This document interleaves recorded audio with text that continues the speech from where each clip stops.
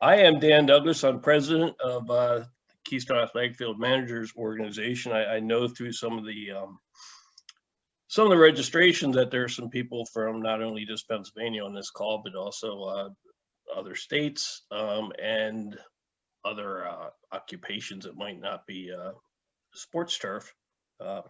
And I know there's some golf on here too. You guys are all right.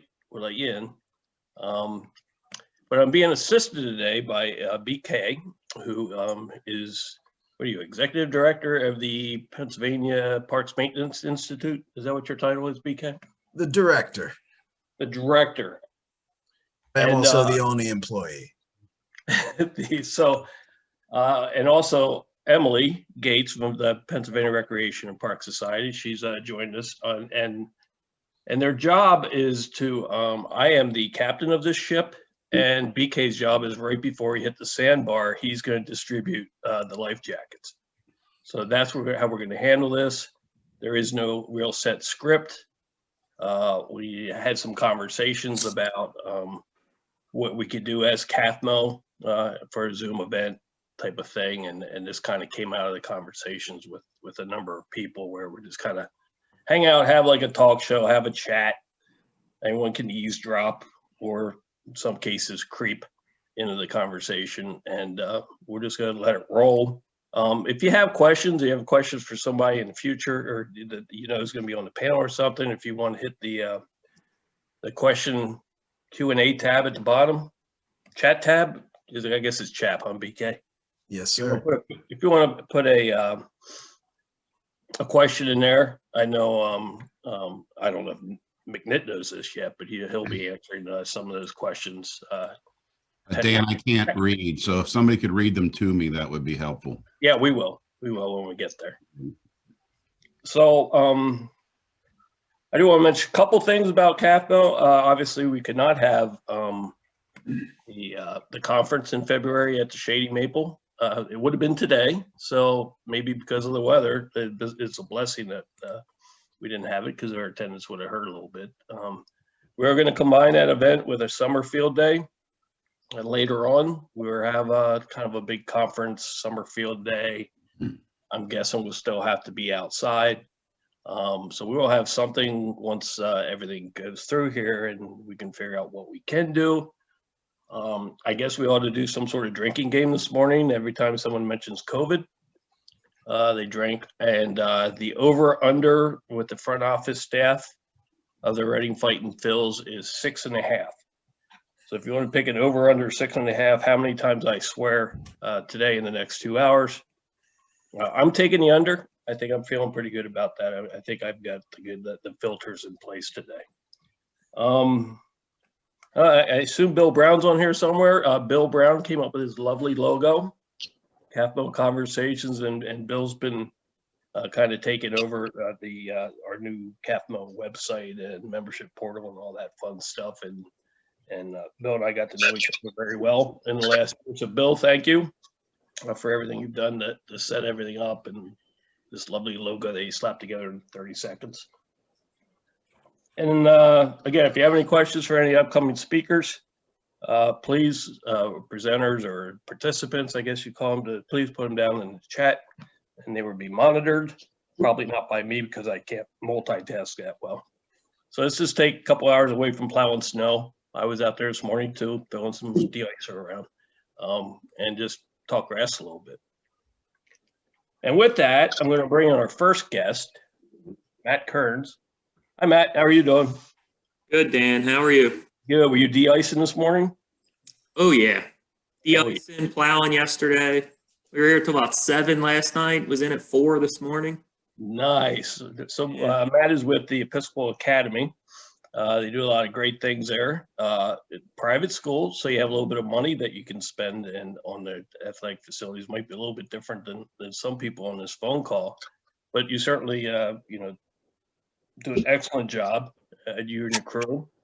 And I understand that you're going to have some sort of thing going on with the Pennsylvania Park Maintenance Institute with BK this year. Do you guys chat about that yet, BK?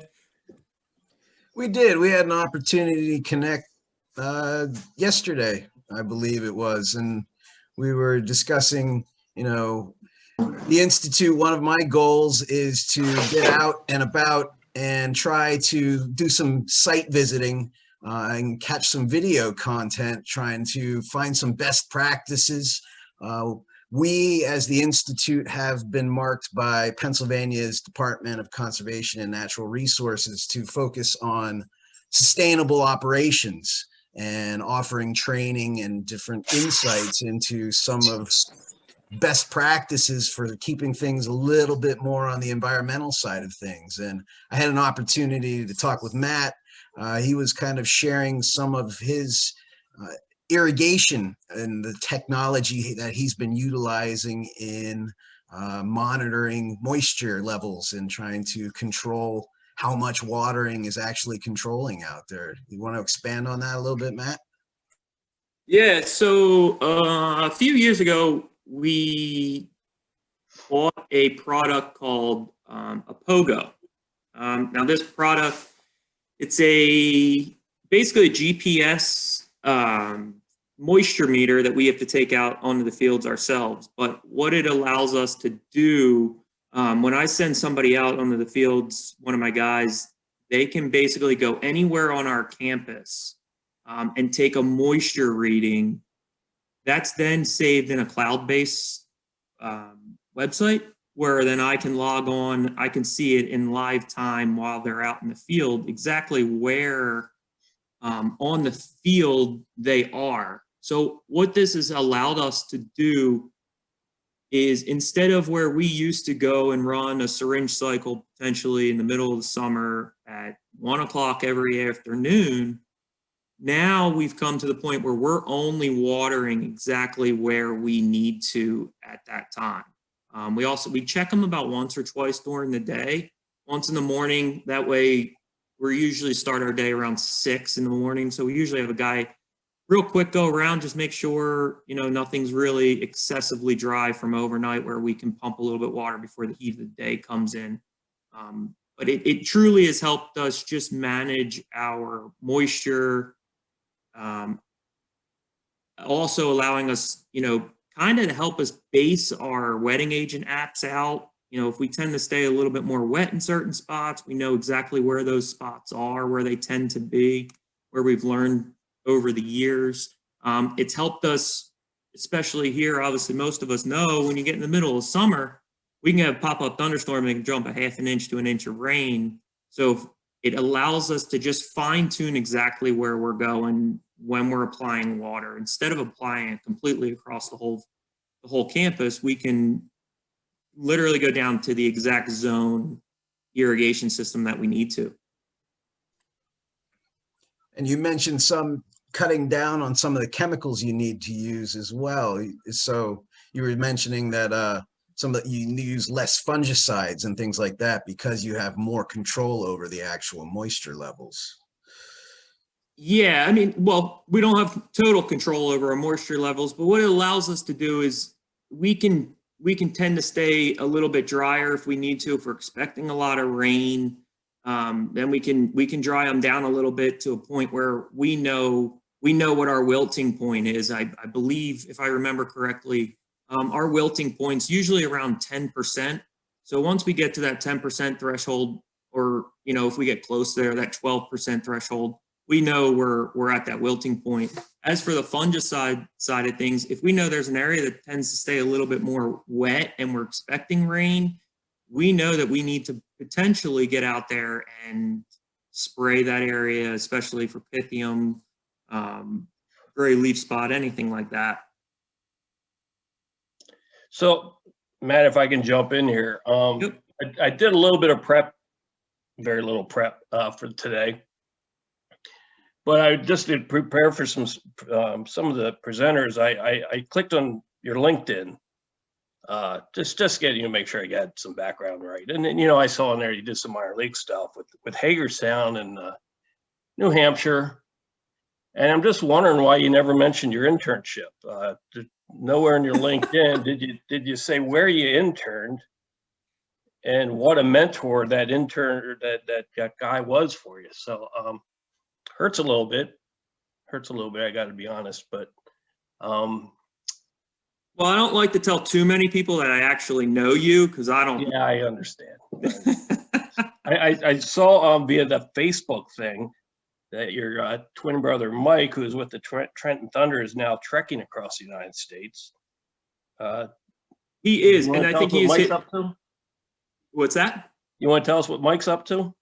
Yeah, so Mike is currently making his trek across the United States. He started on Monday. He's becoming the AAA groundskeeper for the Tacoma Rainiers. So he's hit every snowstorm, I think, Midwest week. So, What's he driving in? What's the vehicle? a Jeep Wrangler. Oh, well, that helps. You can film a commercial. I All bet right, you it's probably a reality TV show in their car with him and his dog. So Yeah, I can imagine. So did he arrive yet, or is he not scheduled to, or they got mired by the storm? no, I think he was yesterday. He was about 8 hours outside. I think he was in Bend, Oregon. He wasn't trying to make it up into the hills yesterday. They had a couple. I know Utah the other day had like 5 feet of snow. Like that. So I don't know. It's been a crazy week for him. He was anticipating being there today, but I think he's going to be there. Or yesterday he was trying to be there. He'll be there tomorrow. So yeah. Well, He thanks, may, Matt. he may stay in Bend for a while. There's some good breweries out there. Yeah, true. Hey, thanks for joining us, Matt. Matt's going to be, whenever we can meet again, he was scheduled to be on the KAFMO conference agenda this year. So we're going to do something again next year, and we'll talk through. He'll be presenting, hopefully live and in person. And thanks, Matt. Doing great things at Episcopal, and we look forward to next February. You can share some of those things with us. Moving on, Evan. Do we have to unmute Evan? Can I unmute Evan? I Ask think him. can you hear me now? Can I unmute myself? No, because I think I just muted you, so Oh, boy. I can see it. Evan, how you doing? Good, Dan. How are you? So you played some college baseball? Yeah, I played Division III at Beloit College in Wisconsin. I played some little league, so we have things in common. Do you have any relationship with Paul Zawaska? Yeah, Paul was my first boss, actually. I worked for him at the Little League in Madison, where I grew up playing. And yeah, he gave me my first groundskeeping job. So I still talk to Paul a couple times a year. Great. So Paul Zawaska was with the Baltimore Orioles for years, and then is now with Beacon Athletics. So are you guys neighbors? No, my mom actually went to high school with Paul, or they were there. They crossed over for a couple of years, but I only got to know him once I got that job. It was really just kind of an accident. I was coming home from my freshman year in college, and I needed something to do over the summer, and wound up working there, and got hooked, kind of like the way most of us, I think, get into the turf business. Right. So you have a lot of baseball experiences, some minor league jobs and major league jobs, and when you're now studying infield mixes, you tell us how all that kind of came together. Yeah, definitely. I actually studied geology in college. It was before I got into turf. So I've always found earth materials really interesting. Like everything that we use somehow comes out of the earth, whether it's minerals or soil or sand or whatever it is in the turf business too. And so after I had that job, I realized like that all the different kinds of soil behave really differently. And moving around the country and working at different facilities and stuff kind of got me interested even more in that topic. And that's how I ended up coming back to study with Andy. Or any of those jobs were your main responsibility, the skinned areas? Yeah, I mean, when I was in Pittsburgh, that was definitely the thing that I focused on, but we kind of split up all the tasks. Really working for Bill Deacon was when I learned like the most, I think, about working on the infield. He's really pretty sharp in the technical side of stuff. And he taught me a lot of just things to observe. And that was kind of where I cut my teeth, I guess, in that realm. But I always like working in the clay, whether it was packing the mound or the home plate or the infield skin. So when you were working on the field, were you as analytical on the makeup, the infield mix as you are now? You know, it's to some degree, you always have that stuff in your mind, but you have to be able to kind of separate the science brain and know when to turn that off and when it's just time to get things accomplished in the heat of the moment. But yeah, definitely. I mean, there's always long hours sitting in the third base room, right? Like watching the game, 10 o'clock at night on Tuesday, and always tossing around different ideas in your mind and stuff. And but at the same time, when you're out there working on the infield or whatever, a lot of it's just done by experience and feel and touch. So I think both aspects come into it. Absolutely. So what are you working on? What's your research project? So what we're working on is ways to design infield mixes with a little more control over the properties and possibly to even extend the range of water content where it plays correctly. So if you think about sort of the two ends of taking care of the skin, it's kind of like the Goldilocks idea, right? It can't be too dry or too wet. It's got to be just right. So that range of water content is where you try to live as a groundskeeper. And that's why you spend so much time putting the tarp on, taking the tarp off, hosing it down, put on conditioner to soak up puddles and whatnot.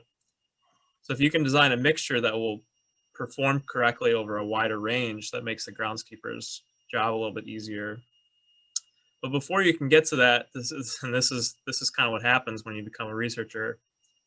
There's no way to measure, there's really no way to measure that right now, like how the infield's performing. And a lot of people are probably familiar, if you've worked on a baseball field, with the cleat in, cleat out idea, right? You can see the cleat marks, after the field's been used, and you want those cleats to go in and out, kind of like a cork board. So we've created this laboratory method to actually measure this phenomenon instead of having real players run around in your plots or whatever. That's pretty hard to do, and it's not very repeatable because players are different sizes, they have different shoes, and you have to use human subjects, which is pretty difficult endeavor in research. So we actually built a machine that will test this, and that's what I've spent the bulk of my time on for the first 2 years, is designing this technique and making sure that it's really working properly before we can even test the soil. So it's kind of the rabbit holes that you have to go down in graduate school. So you're saying there's just not enough analytics in baseball, and we have to now add it to the infield dirt. Is that what you're telling me? Well, it's funny. There used to be kind of the two camps. Like, it took a long time for that to even catch on in baseball. If you think back to like the dawn of Moneyball and stuff, there was a lot of resistance between the new school and the old school. And yeah, now it's like there's more numbers and data than anybody knows what to do with. But still, there's not very much about the field, and it's mostly about the players. I will say, after 30 years of doing this, I'm probably more old school. And I'm sure next February, when we're sitting in conference and you're presenting some of these findings to us, my head will explode back, and I will assess whether I should lay down a sacrifice or just have the runner take off, or just wait for the home run. So yeah, I always like to say that, like, I think that the choice between old school and new school are using science and doing things by feel. I think it's kind of a false choice, because whether you know it or not, with experience in art, you're applying scientific principles. And so if you have a better understanding of the fundamentals, that helps you artfully apply them a little bit better. So that's kind of the approach that I always like to take. Awesome. I appreciate it. Well, we look forward to your presentation next February in person. Thanks, Dan. Thanks for joining us. I appreciate it.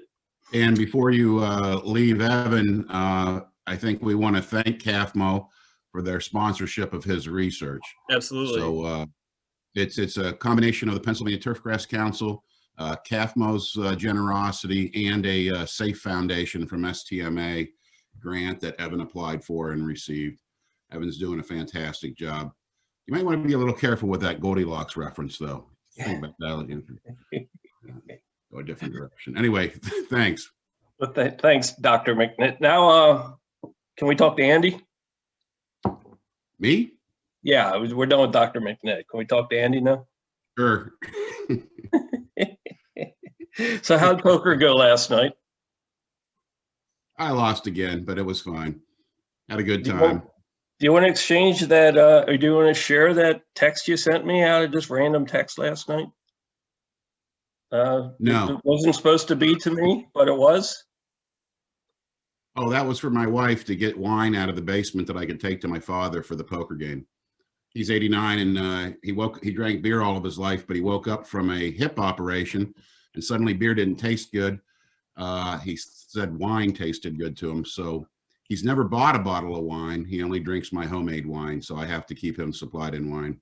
So accidentally I texted Dan to go into the basement and get me a bottle of wine right before I left for poker. So it was kind of a curious text because I knew you were going to play poker. And when I play poker with my guys, it's beer and venison sauce or bologna or something. So I was trying to figure out how the red wine. Well, that's it. That's an excellent, I thought you were swilling wine and playing poker. If your 89-year-old father's doing that, that's fine. If Yes. you're doing it, then I got a problem. That's all I'm saying. But it's homemade wine. Right. Well, even better. Okay. You saved yourself. I'm right there with you, Andy. I make it too. Yeah, it's good. Father is supplied. It's my job. Before we go too far, Andy, we lost a couple of giants in the Turfgrass program at Penn State over the last couple of months. You want to just give a speak to that a little bit? Yeah, both Dr. Tom Watschke and Dr. Don Waddington passed away this past year. And I mean, they along with Deutsch, who passed away the year before, were really three titans in the Penn State turfgrass industry. Dr. Deutsch was the breeder who bred many of the bent grasses that were really popular in the 90s and still around, like Penn A1.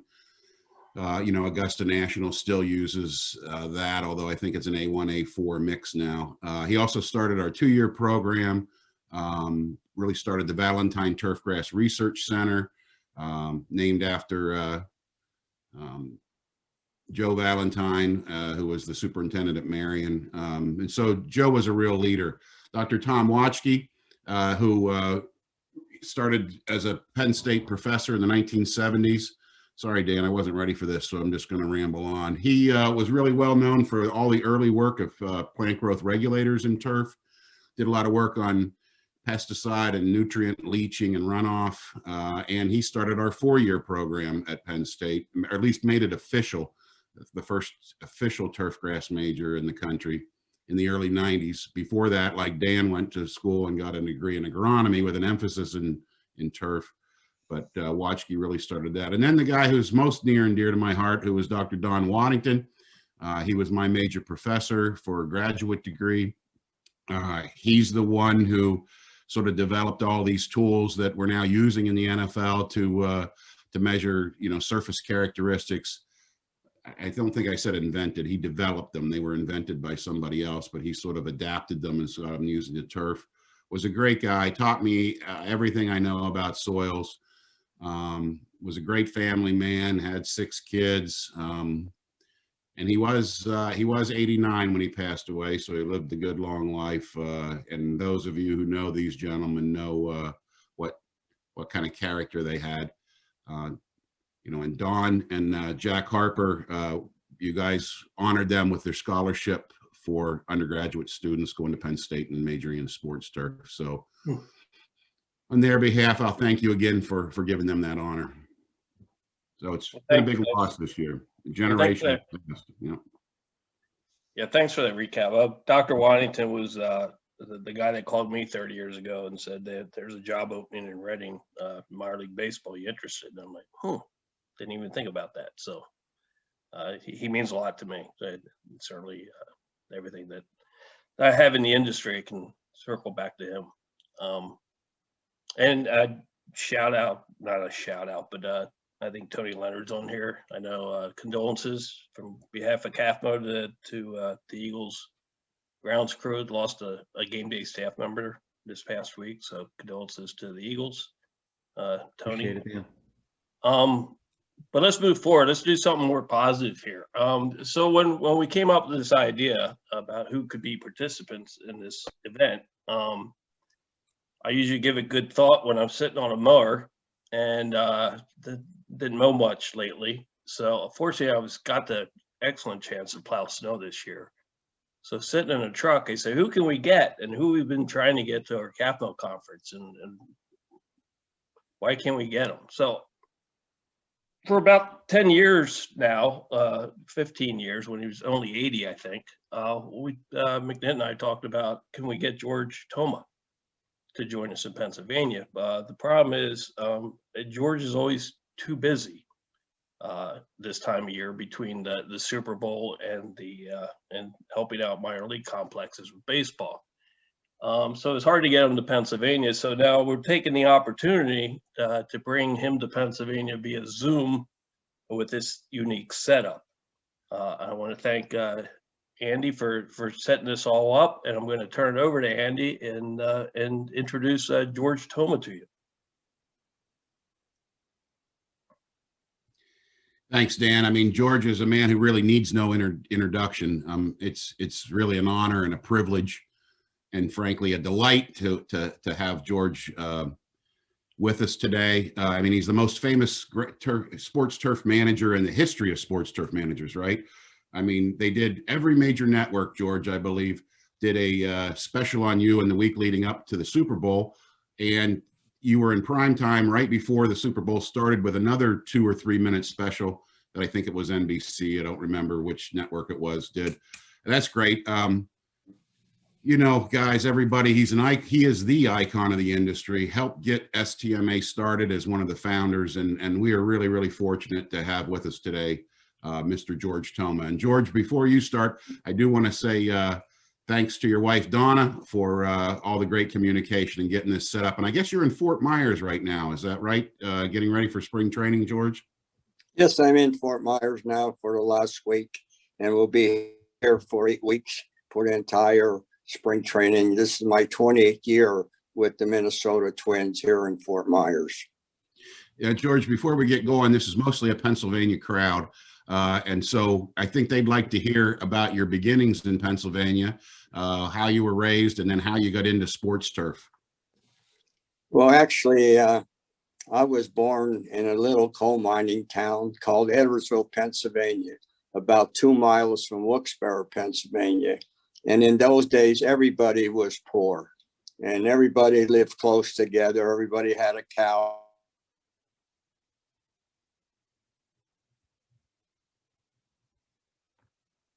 I think George is frozen up. Silicosis, which was black lung disease. So I had to get a job. And in those days, when you were 8 years old, you worked in the mines. And no way was I going to work in the mines. So when I was 10 years old, I got a job on a vegetable farm, 10 cents an hour, 10 hours a day, 6 days a week.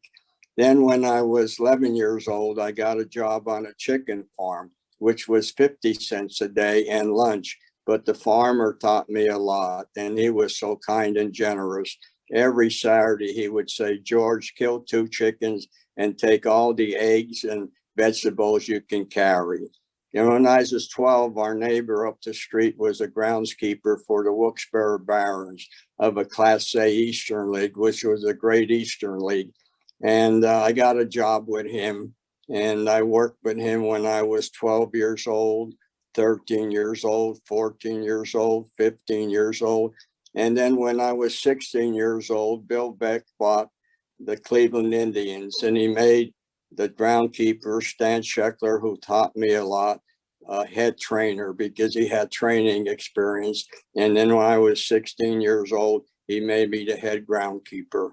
So then back, it was 46 and 47 and 48, the war was over. So I went with Emil Bozzer in my book, The World's Greatest Groundskeeper for the Cleveland Indians. And we would first went in 48, we went into Driver, Virginia at a Naval Air Station, built a couple fields, and then they used the officer quarters for housing. Then in 49, we went down to Georgia to an Air Force base, built some down there. And then in 1950, we built 6 fields in Daytona Beach at a Naval Air Station that was deactivated. And today, that is where the where the Daytona 500 is held. And so I worked there. Then in 1950, I went into the Korean War for 2 years. And then when I got back from the Korean War in 53, Wilkes-Barre didn't have a team. They moved to Reading. So Hank Greenberg, the Cleveland Indians, called me and says, I'm going to Reading. And I says, no way I'm going to Reading, because my friend is the groundskeeper there and he has 2 children, and no way would I take his job. So he says, okay, we'll send you to Sherbrooke, Canada. We got a beautiful new stadium up there and you can go up there. I said, great. In the meantime, in a few days later, Wilkes-Barre got an expansion team from Detroit Tigers, was the main supplier of the team. And so I worked with the Detroit Tigers in 54, 53 and 54. And then in 55, the Detroit Tigers asked me to go to Buffalo, New York, to be with them in Buffalo, New York of the AAA International League. And then in 56, they moved to Charleston, West Virginia to American Association. So I went with them to Charleston, West Virginia, to American Association. And then in 57, was still there. Then the August of 57, John McHale, president and general manager of the Detroit Tigers, called me and says, we just gave Kansas City Athletics permission to talk to you, because Kansas City received a major league team in 1955. There was a gentleman by name of Arnold Johnson bought the Philadelphia Athletics and moved him to Kansas City. So in August of 57, John McKay told me to call Park Carroll, their general manager. And before I called Park Carroll, the general manager, I called Emil Bozzard, who was one of my mentors. And he says, George, stay out of Kansas City. Don't even go there, because it's a bad operation. And I'm in there a couple of times a month trying to straighten that field out for my friend Lou Boudreau, who is the manager of the Athletics. And he says, another thing, George, in the springtime, he'll flood you out, and in the summertime, he'll bake you out. So I finally went out there on Labor Day, looked it over, and it was really bad. I mean, a lot of weeds, and players would pick out the crowfoot by themselves sometimes on the infield. So I looked it over, and it was really bad. So the next day I went to Denver, because Denver Bears wanted me. They were in the International League, a Yankee farm club. And the Bears field out there was beautiful, and a beautiful background, mountains, and it was outstanding. So I went back to Charleston, West Virginia, thought it over, and I said, George, your best bet is to go to Kansas City. If you screw it up, nobody would ever notice it. It was so bad. So I took it there, and so there was a lot of weeds. So in May, I sprayed the field and killed the weeds. And the sports writers and the casters were really all over me. Send that boy back to Charleston, West Virginia. The field was brown from all the weeds that I killed. There wasn't hardly any grass. But then I seeded it with common Bermuda. Those days, common Bermuda was 35 cents a pound. And I seeded it. And by the 4th of July, it was an oasis in the desert. It was a beautiful field. And we had a beautiful field the rest of the year. So what I would do every year in the fall, I would overseed it with perennial ryegrass, and then in the spring, maintain it. And then around Memorial Day, I would start incorporating common Bermuda grass. And I had a good field all the year, and then had many opportunities after being in Kansas City one year to join other major league clubs. But in Kansas City, I was more or less, I would say this, my title was a major league groundskeeper, but our operation in Kansas City was a minor league operation. It was a tough one. And then a man bought the club, was Charles O. Finley, and everybody in Kansas City in baseball hated this man. He had Charlie Oldemule, but to me, he treated me great. He treated me outstanding. He doubled my salary the first time he met me, and I never had a ground crew. He gave me one man to be my assistant. And then we worked more or less high school kids. And the high school kids were black kids from the high school across the street from Lincoln High School and Central High School. And Charlie O'Finley took care of these black students. They would drag that infield in 28 seconds and have it like a pool table. And the only one that came close is my good friend Dave Miller, who was with the Milwaukee Braves at that time, Brewers, and his crew can do it in 30 seconds. And our crew, young black children, students, can put that tarp down in 45 seconds from the umpire drop. And every time they did that, Charlie O'Finley would say double their salary and take them down if there's any kids hanging around Brian's barbecue, to take them in and show them a good time and tell Arthur to send them the bill. But it happened like that. And then when school started, he would give those students $100 to buy school clothes and supplies. But the catch there, they had to bring those clothes and those supplies to Charlie O'Finley to see that their money was spent. So if it wasn't for Charlie O'Finley and those students from Central and Lincoln High School, I wouldn't be here today. They made George Toma. And in my days in Kansas City, from 1969, when the Royals took over, all the way to 1995, when last year with the Royals, I never had an assistant. I never had anybody that worked all year. And I not only had to take care of the baseball field at that time, but at the old stadium, we had baseball, which was the Kansas City Athletics and the Kansas City Royals.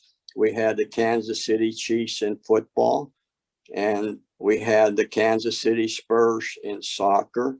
We had the Beatles concerts and other kind of religious events.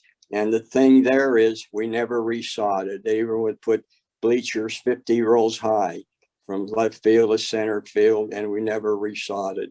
And it was lucky if we spent $1,000 a year for supplies for the turf. Everything was pre-germinated ryegrass and pre-germinated Bermuda.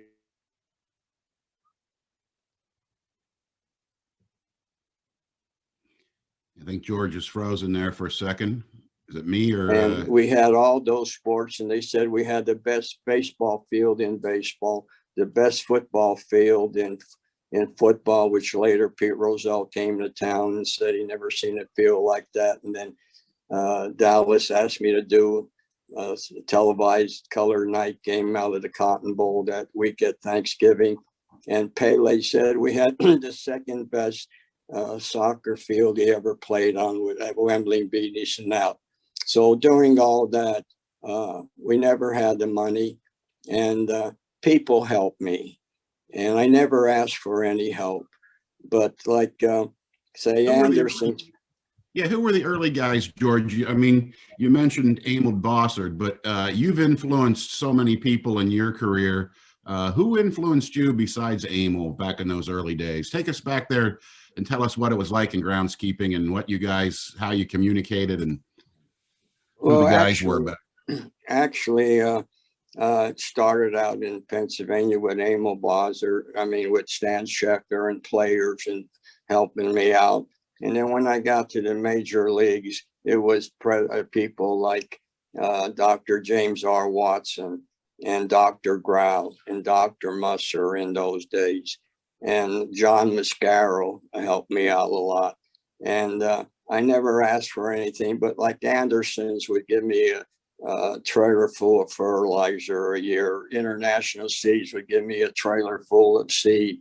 John Deere would give us equipment, and Toro would give us equipment. And the John Deere deal is a story because Norm Cash, the first baseman for the Detroit Tigers, helped me. I got that John Deere equipment for me.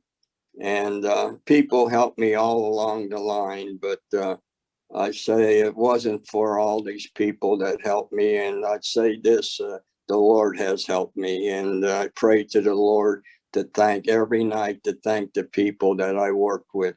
And to all the people I work with, and especially the people in Pennsylvania, which I'm from, Edwardsville, which is Wyoming Valley, the valley with a heart.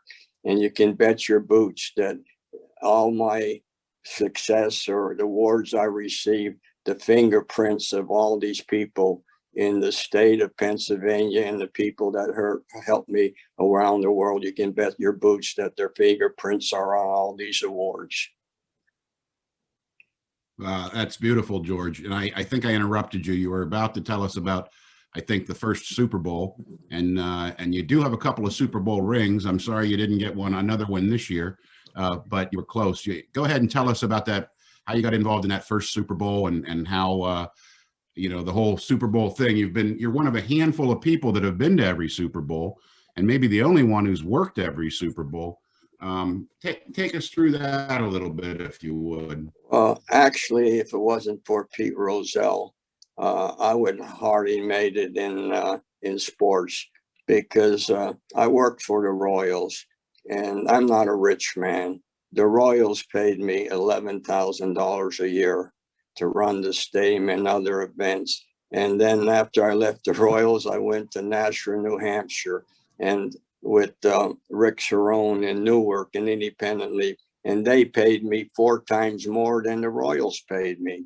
And then I went up in 1976 and 77, or 206 and 207, to the Minnesota Vikings under the Witt family, and they paid me 5 times more than the Royals paid me, and gave me a room and board and meals and everything.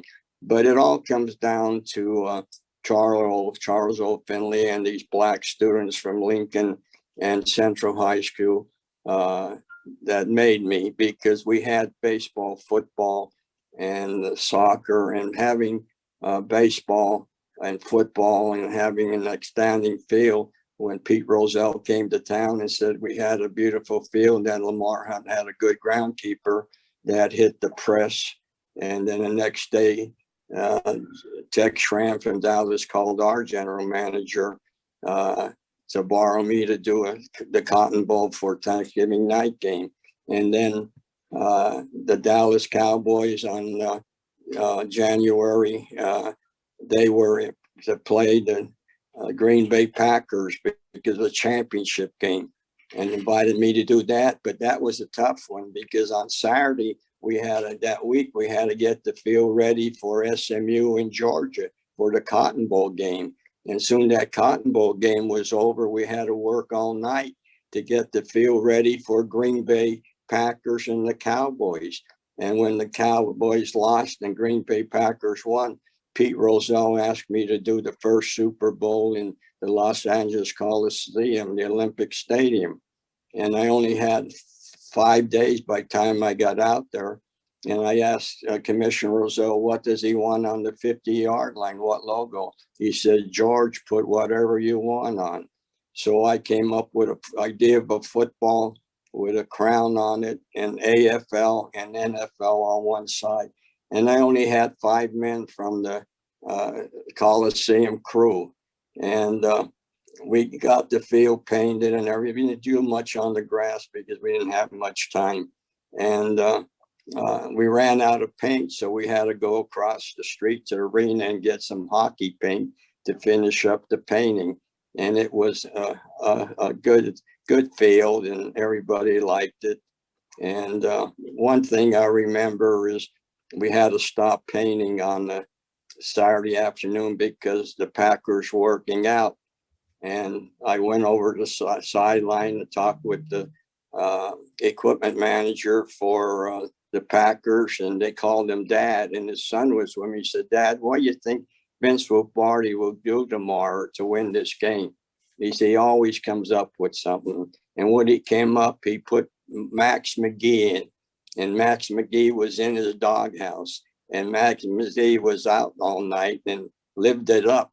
And here he became the MVP of the game.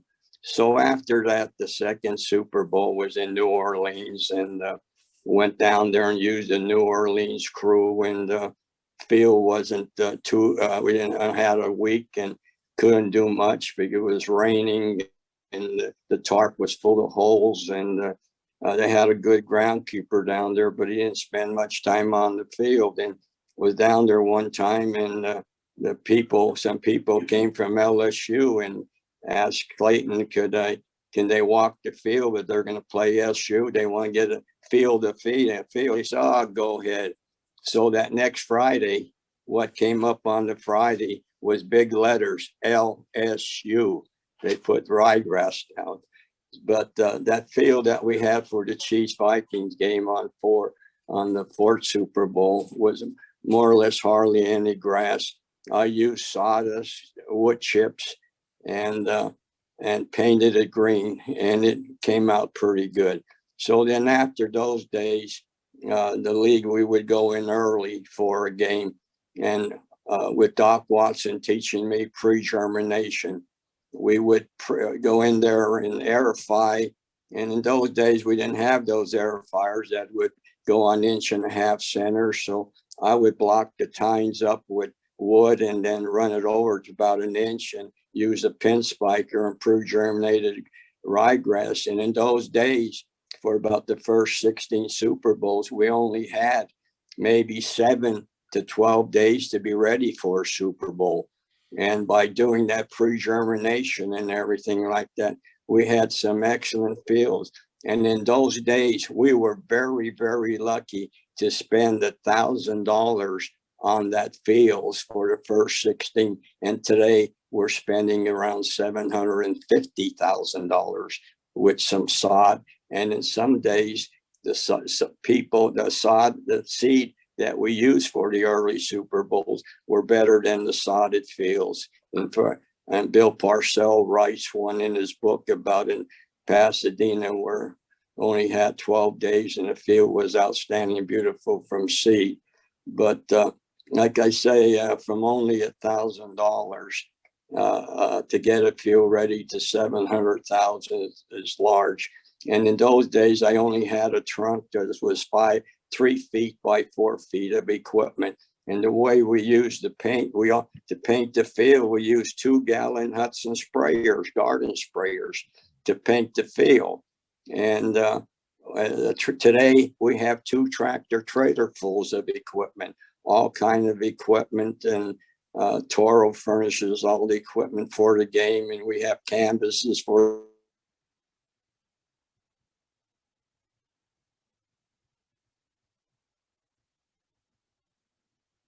we all take care of the NFL experience, which they have artificial turf fields for the children. We have to paint those and outline those. And in the early days, we just had 5 men, 6 men. I had the Kansas City crew. Maybe we have 10 men. Today, we got 30 men.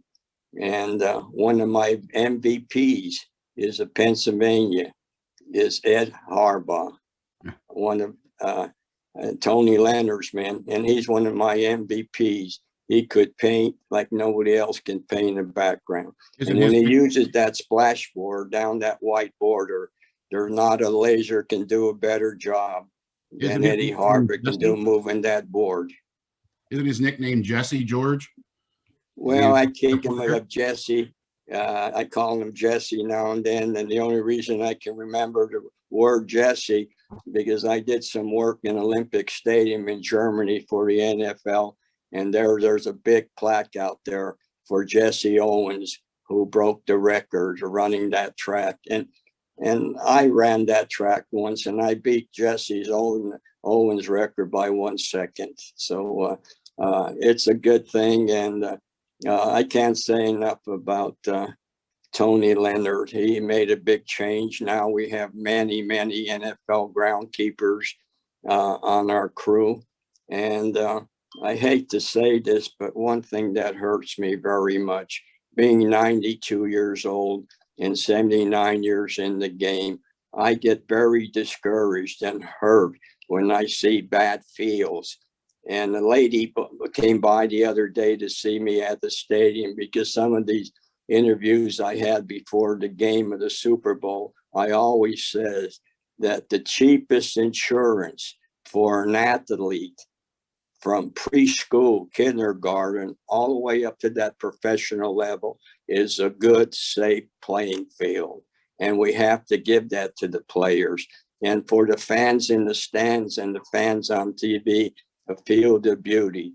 And a lot of the times, the groundkeepers out there today, some of them are not giving the players a good, safe playing field. When players come to me and say how bad this groundkeeper is, they don't even want to play on the field. Teams from all over the league don't want to go into this town to play on the field.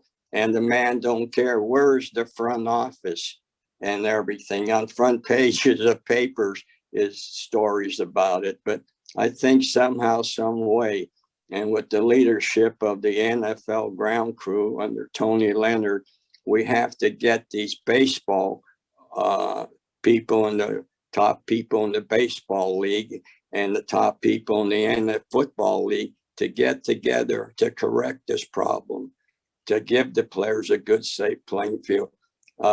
Where is that general manager, president of that club that players don't want to play in? They don't care if they have a bad field. They only care if the field looks good. That's wrong. And this leads to corruption, because I had a good friend that was fired for this corruption, and was a good thing. We have to stop this some way, because look at all these educators, these groundkeepers, high school playground groundkeepers, all these professors, agronomists are working so hard for the betterment of the playing field. And some of these executives and groundkeepers in the NFL and Major League Baseball aren't doing the job. And that hurts me. In some way, we must get together and solve this problem. Look at all the hard work these agronomists are doing for the safety of a playing field.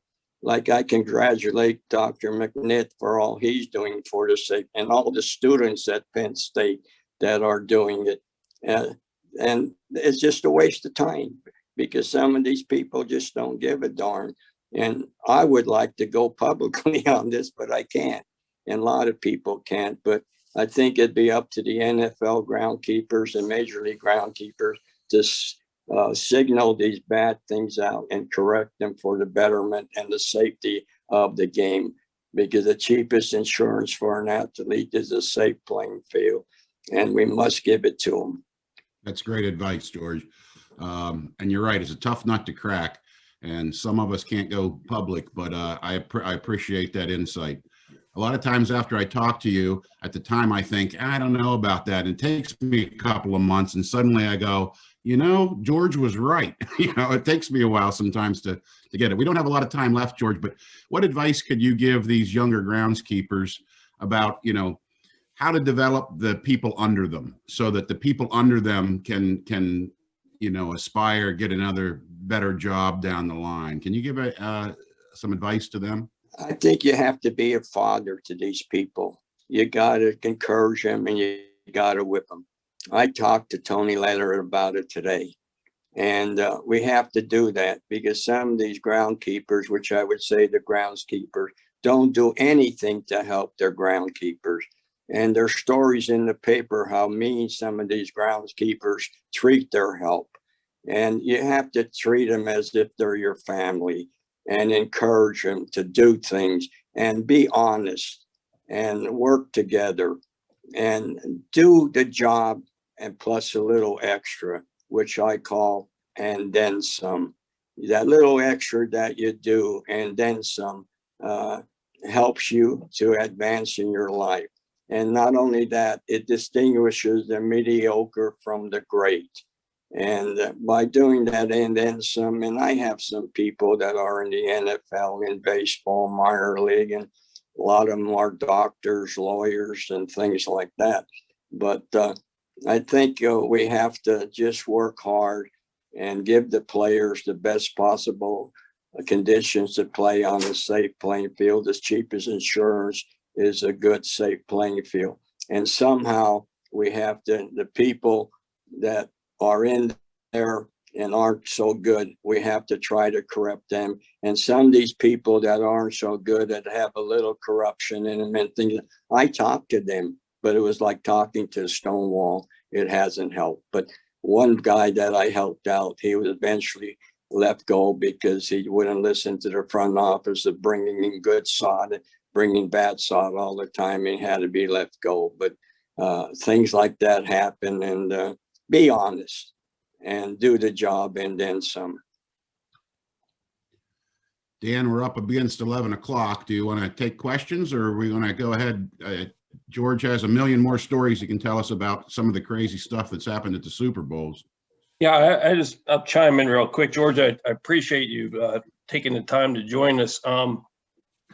Life comes full circle, I'm told, and I'll probably only be in Reading for another 10 years or so. So if you want to send your resume to Reading, we might take you back in a few years. But so you won't have to feel guilty about bumping me out. You can have the job in Reading when I retire. So I heard that you turned it down once. I hope you don't turn down the job in Reading, PA twice. But thank you. No, we didn't take a second or two. Does anyone have a question? Do we have any questions down in the chat, BK? I haven't seen any in the chat yet, but I do have a question in a sense. Do you find, is it more difficult for one sport or another, or is it all grass is grass? You know, if for people that have different focuses and things, do you have any advice across the sports, or is there a commonality among all the sports? I think, it's just what location you are. If you're in the bluegrass location, cool season, you have to have a good bluegrass. I remember back in the early days, probably before we were born, where a good bluegrass was from Philadelphia called Marion bluegrass. And now we have some beautiful Bermudas out that don't winter kill. In my days, I used to use perennial rye and common Bermuda. The common Bermuda would die out. So I would start incorporating that into the playing field at Memorial Day, and then had a good common Bermuda field for June, July, August, September, start overseeding it with ryegrass for football and the up and coming baseball. But in those days, if I spend $1,000 a year on grass, I was lucky. George, you had touched on pre-germination of grass seed when you were preparing these fields. And we've seen some successes and a lot of failures with pre-germination. Could you take us through real quick what it was and how you do it so that these groundskeepers at schools and parks and recs will have a better concept of what pre-germination seed is? Well, I had all success with the pre-germinating ryegrass. In fact, we have some ryegrass in a 55-gallon barrel here now at Bill Hammond Stadium, home of the Twins, in case we need it. And in those days when Doc Watson taught me, and then I would take a 55-gallon barrel, and I would turn the barrel upside down. With the bungs on the barrel, that was become the bottom of the barrel. And that 3/4-inch bung, I would put a spigot in there. And then on the bottom of that barrel, I would put some hardware cloth and some windscreen. And then one barrel would hold 150 pounds of seed. And sometimes we'd have 1,000 pounds pre-germinated going. Then we'd fill it up with water. And then say 8 o'clock in the morning. And then we would use, in those days, which was good, and it's not on the market anymore, but there's some on the market now. Bovamura was a liquid cow manure from England. And then vegetable was continued because of the Matties in England. Say, fill the barrel up 8 o'clock in the morning and empty it out maybe at 6 and fill it up again that night and do the same thing. Then for a day or two, I would fill it up in the daytime and then drain it at night and never put any water in it. And then when I see it just about to get a little fuzz, I would dump it out on the concrete floor someplace and spread it out a little bit. And it would take about 5 days. And then maybe germinating at 2,000 pounds of seed. I would spread it out. Then I would get a cement mixer and I take a shovel full of seed and maybe a half a shovel full, or maybe a 3/4 shovel full of a Milorganite, and put it in the cement mixer and mix it up, and then dump it, and then put it in the broadcast spreader, see if it'll come out of the broadcast spreader. And then before I do that, I would, on seeding it, in those days, we didn't have those good air fires like we had today, you know, an 1.5 inch center solid tines. I would take an air fire and plug the tines up with wood and run it over. And I have 2 sets, 3 gang sets yet, with pin spikers. And I would pin spike the field, put some seed down there, 5 pin spike the field. And one time in San Diego, they hardly had any grass. So I took a what they call a pudding, when you put down Bermuda sprigs to push the Bermuda sprigs into the ground. It's a solid wheel like a disc, and put some weight on there. So get that seed down into the soil without damaging the top of the surface. And we would go ahead and run that fertilizer and seed through a cement mixer, and then put it down with a broadcast spreader, and then maybe run a pin spiker over it again, and do that. And then by doing something like that, like in baseball, the last baseball game we'd have, and the next Sunday would be a football game. After a baseball game, I would scarify all the dirt with a nail drag and put pre-germinated seed down after the game on the Sunday. That Friday, I'd be mowing it, and Saturday, I'd be painting it, and Sunday, we'd be playing on the game. And one time in San Diego, we had some cold weather. So they had a very good groundskeeper, one of the grandsons of Emil Bossert, and he passed away when he was very young. We used that machine from Bermuda, the disc from Bermuda, to go over the field, plus aerification and pin spiking, and put the seed down on the Thursday, and we top dressed it on the Friday. And we put some subdue down, some fungicide. Then Doc Watson had us take 40 by 100 foot of 6 mil plastic and glue them together. So we had a plastic that covered a whole field, 200 feet by 400 feet.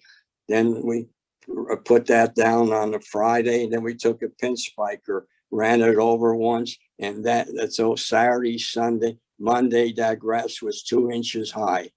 And then we mowed it. Then after that, Doc Watson had us cut that plastic in half and take it off at 9 to 10 o'clock in the morning, and then put it back down at 4 o'clock in the afternoon for the heat during that cold spell. And it came out very good. But if you look at pictures of some of those, we only spent, say, $1,000 on the field, and we had good fields. And today we're spending $700,000 plus for having a field.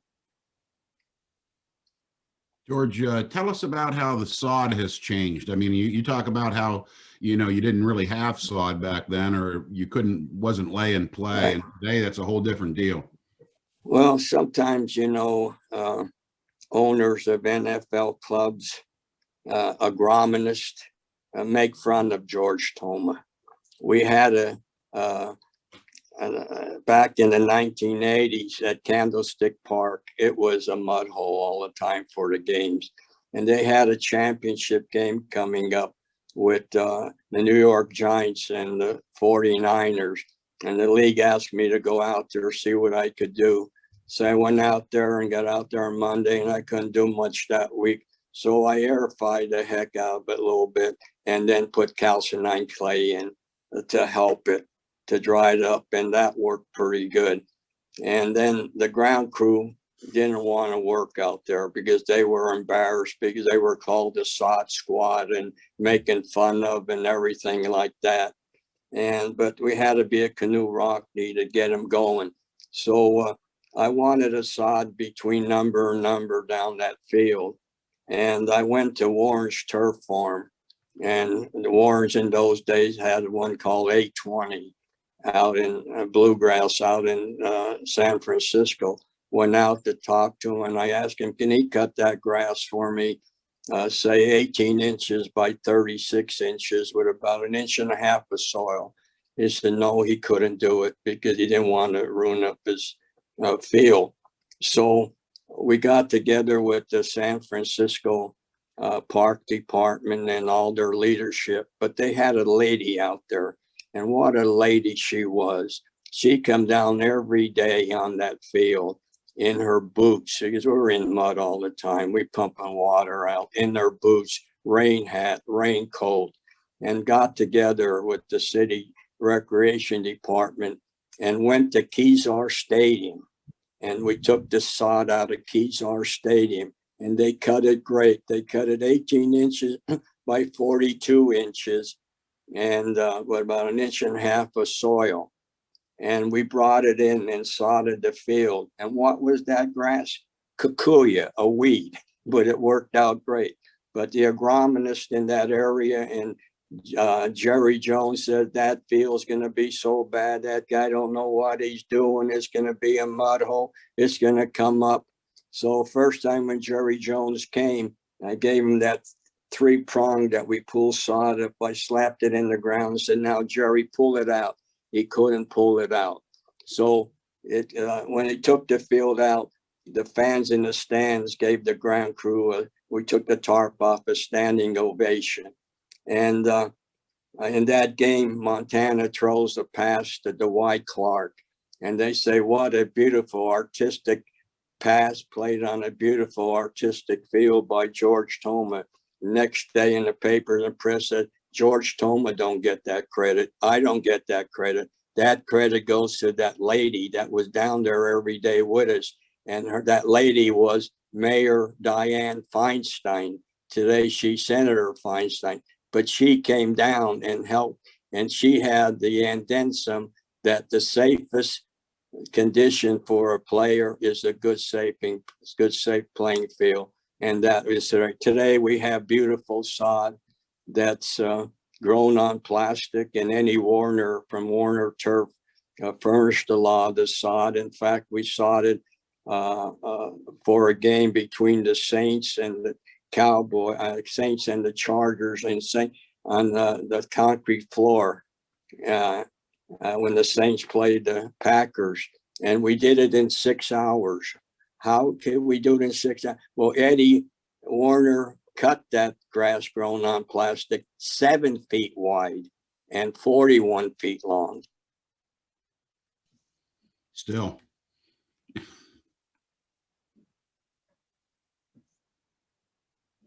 Delay. Rose up there a little bit. And in those days, they even brought a cow in for publicity. And the way I dried the paint, and we had to water the grass, and I brought in 4 airboats to dry it. And we had a game in Miami where Eddie Warner's sod was used, and it was between the Colts and the Bears in the rain, and not a one divot came up. But I seen it all. I seen some bad sod. I seen some dips in fields as much as 2 inches. And I even seen grass that was stolen put on a field. And and you know, and when you steal, and that happens in this game sometimes, you know what I mean? But they were caught, you know what I mean? And things come out okay. But that's what I say. We got to stop the corruption and stop this stuff that goes on like that. George, awesome. Appreciate it. Really, really appreciate the visit. This is exactly everything that I was hoping and planning. And it was excellent to have a moment to share some time with you. And on behalf of me personally and KAFMO, thank you for all your contributions to our sports surf industry for so many years. And we look forward to you doing all those interviews ahead of next year's Super Bowl. So we got to move on. You probably got a baseball field to get ready. So thank you very much. Okay. And, I sincerely thank you all, and you can bet your boots on all my things that I have done right. You can bet your boots, your fingerprints are on it. And to each and every one of you in the great Keystone State, may all your good fortunes this year and all the coming years be as numerous as blades of grass and then some. Thank you, Tony Leonard. I love you. Thanks, George. God bless. Awesome. Well, I need a drink. Okay. Water. Andy, thank you for doing that. Appreciate it. Thank you for setting that up. And Thanks, George. Yep, thank George. He was talking a lot about the NFL there, and the NFL, was it the Player Association? Who's making the news right now that thinks that every NFL field should be grass? Yeah, it's the Players Association put out that press release. Feasible? Not impossible. But they're, it's going to be site specific. Some areas would be not too difficult. Other areas it would be a pretty high hurdle, right? I mean, we're in dome stadiums. I mean, you can't knock out a side of the dome and take the field out. You have to build a stadium that way. So I think the bottom line on that is that I think it's happening organically, right? I mean, I think everybody's beginning to move that way anyway. And the league and the Players Association have the same goals in the end. And I think I'll leave it at that. All right, let's talk grass a little bit. Andy, I clicked out on my screen. I assume you can still hear me though. I just didn't realize I was going to be a questioner. I thought I was just a questioner today. Yeah, well, you don't pay attention to emails very well. I can't read. I told you that part already. Apparently, poker cards. Hey, not them either. Apparently. So we are snow laden, and we will be. Looks for the foreseeable future, and I think we've been covered here since, I don't know, what was it, February 1st, somewhere in there, late January. What can we expect? I think it's snow. I don't think it's ice. Somebody might disagree with that down towards Philly. So, yeah, I haven't had too many reports of black ice, and that's what really kills grass, is that really dense, thick black ice. And even if you get ice, but there's a 1/4 inch of snow underneath it, typically we don't get a lot of crown hydration. I mean, there's different ways that plants can winter kill, but for the most part, the snow cover is like a blanket or a mulch that's going to protect things. So to me, I don't think it's been a bad year here in central Pennsylvania anyway. What you don't want is to get these January thaws where it starts, really warming up, and then it gets real cold again. If it just stays cold, not bitterly cold, you got some snow cover, the grass should be in pretty good shape in the spring from what I can foretell. Yeah, I like a little bit of winter left. I like snow. I like the insulation. It's, when it gets down and we get some rain on it, it gets icy, then that's a concern. But for the short term, I think we're fine. We have this conversation a month from now, it could get a little ugly. So you want to throw a little housekeeping? Nicole, I know you're on here. If you could change your name to Nicole instead of BK, it'll be easier for BK to find you and unmute you because you're up next. But anyway, Andy, just what should we be doing going into the spring? Like, what should we? The snow's gone. What should we do in our athletic fields the first month or two? Well, what you're always doing, right? So you don't want to pump too much nitrogen on them right away in the beginning of the spring. It's great to get an aerification in, but the problem that you're fighting with is water, right? So you got to get the water content down so that it's not too wet, not too dry before you aerify. So that's a challenge with the spring season coming on. So, delay your nitrogen a little bit, but then feed pretty hard in the springtime and then just let it go for the summer. Purchase some seed. If the field wasn't used too hard last year, you may not need seed, but we listened to George talk about, how they used to do the Super Bowl, and it was basically just ryegrass seed down the middle of the field. And so I think inexpensive, one of the best things you can do is go buy a decent perennial ryegrass. It doesn't need to be a 3-way blend. If it is, that's fine too. just get one good variety in the top 2/3 of the NTEP trials. When we put out NTEP trials for perennial ryegrass, they don't look like a quilt. It just looks like a single blanket with, you know, maybe one dog there. They're all pretty similar, as long as you don't get those ones on the bottom. So what I'm saying is, don't try to pick the most expensive. It's better to get one in the middle of the NTEP trial that's inexpensive and buy a lot of it. And then, you know, seed. Minner always talked about the field inside the field. So, you know, the high wear areas, throw down seed, assuming that you're not trying to put down a pre-emergent crabgrass killer. You know, if you have crabgrass problems and you want to seed, hold off on that pre-emergent and then come back in with quinclorac later in the summer to do some post-emergent control if you have to seed. If you've got a crabgrass problem, pre-emergence is a good way to go. But anyway, yeah, I don't know, the basic standard things, you know, mow often during that growth spurt in the spring. So one of the best things you can do to the grass is mow at a reasonable height. I don't know, Dan. I wasn't prepared for that question, but it's, you know, I don't think this year is going to be any different than any other year. No. Oh, we're unscripted. Huh? We're unscripted. Yeah, good. So, and to jump in there, I mean, is there an ideal height that people should focus on? Or does it depend on the usage? Depends on the species. You know, years ago, I used to tell everybody the higher the better until, and I'll tell my story now. I went to a junior high soccer field, and it was in Chester County, actually. And I told him that. And I went back in the middle of the summer, and he was mowing at 9 inches. Literally, there's no kidding. And he said, well, you said higher is better. So there is a limit. It's a good home field advantage. Yeah, so it depends on whether it's a soccer field, and it depends on whether it's a baseball infield or a football field, right? But I mean, I just don't see any reason to mow Kentucky bluegrass higher than 3 inches, and I would prefer it a little bit lower, 2.5, 2 3/4. Tall fescue does well at 3, 3 1/2. But I caution everybody about, you know, raising that, let's say a football field, and I know you're thinking spring.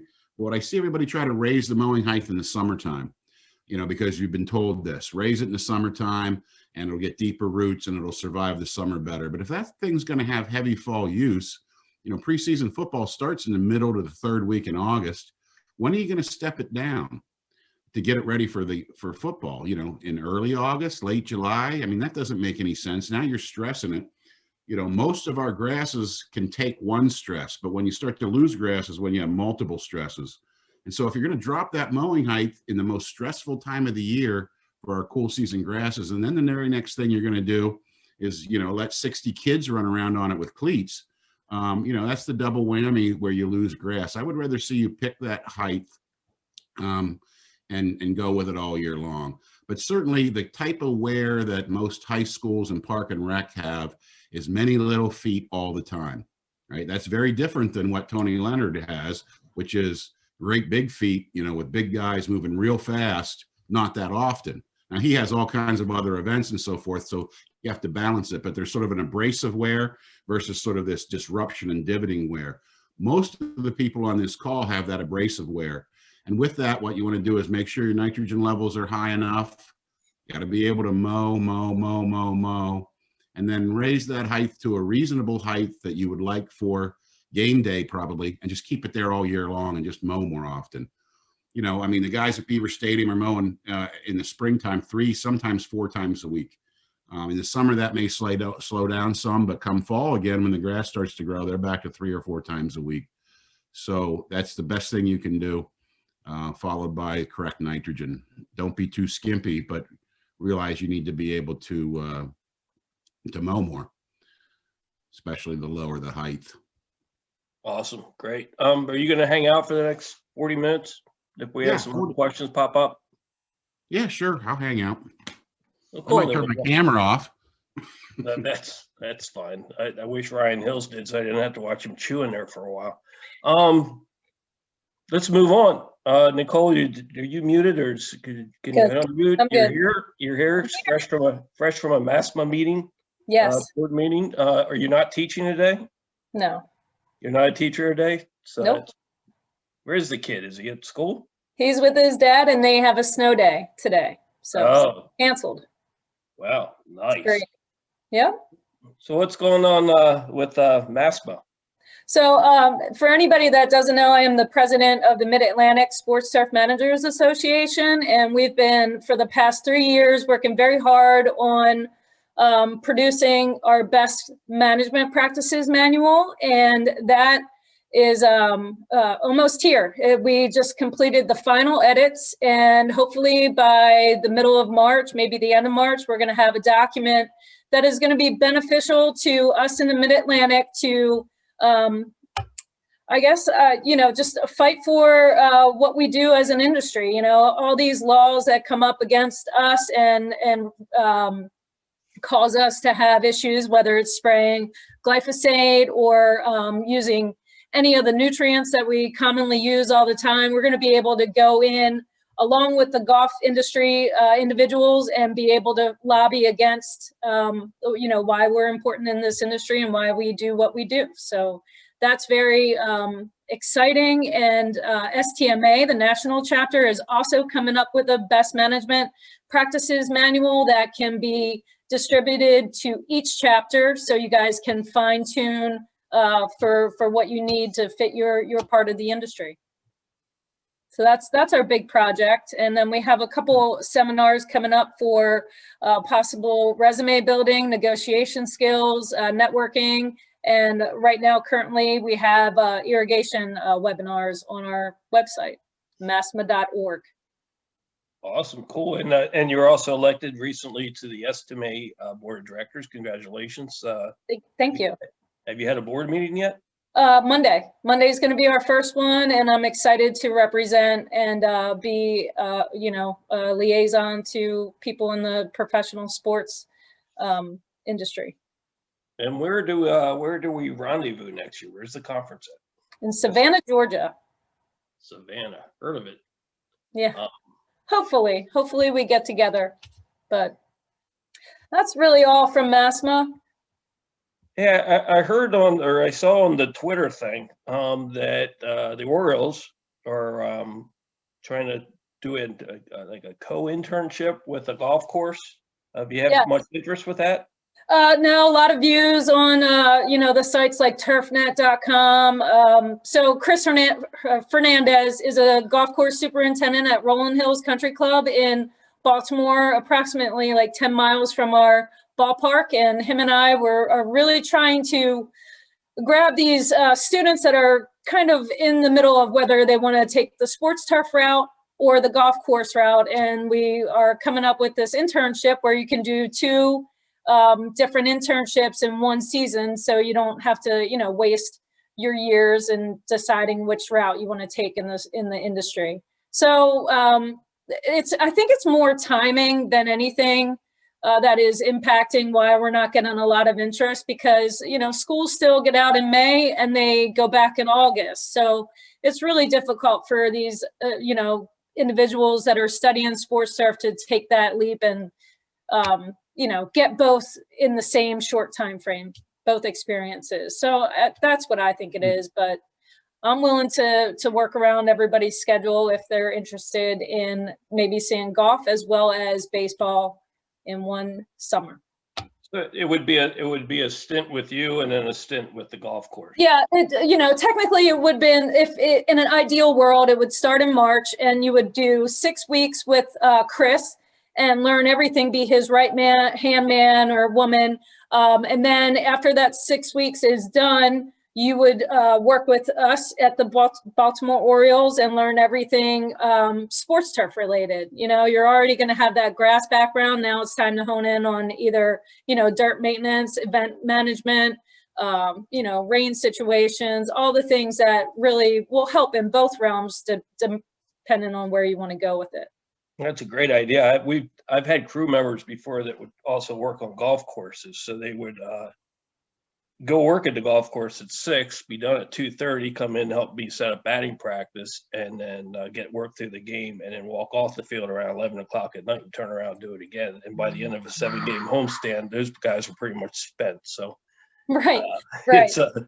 So trying to do a 16-hour day for that long a time stinks. Right. But Well, ours will be like, 6 weeks dedicated to the golf course and then 6 weeks dedicated to just specific to baseball.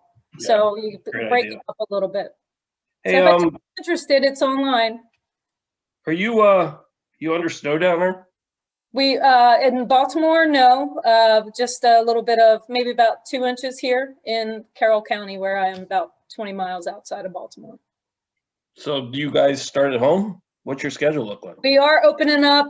My crew gets started March 1, so we're excited to get back on the field. And our opening day is April 8th, and excited for some kind of normal schedule to be back. Anybody in the stands? We're trying. That's going to come down to the government and city health officials before I have any say in anything. Yeah, we got our schedule yesterday, so very excited. But now we have no idea how many people can be in the stands. So if you're a minor league ball club, if you're playing baseball in front of nobody, you make no money on the heels of not making any money. So I understand. It should be interesting. But no, it's great. I can't, they're throwing the baseball around in Florida. It's awesome. If it does open up, I think we're limited to a 0.25% or 25% capacity, which will be about 11,000 people, which in a great big ballpark like that, it's not a lot, but it gives, people some hope. Cool. Well, hey, have a great season. Thanks for your time. Good luck to you, to MASTMA, to STMA. Thanks. And go play in the snow. Go O's.